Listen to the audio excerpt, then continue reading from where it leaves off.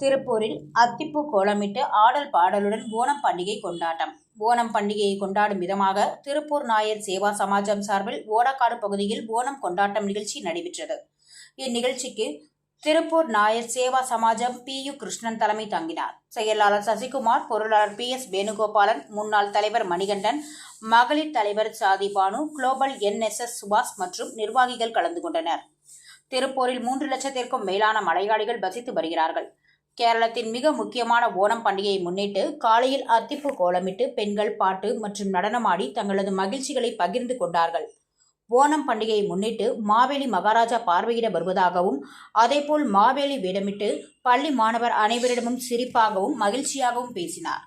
மேலும் ஒவ்வொருவர் வீட்டிலும் ஒரு பதார்த்தம் கொண்டு கடவுளுக்கு படைத்துவிட்டு மதியம் உணவாக சாப்பிட்டு மகிழ்ந்தனர்.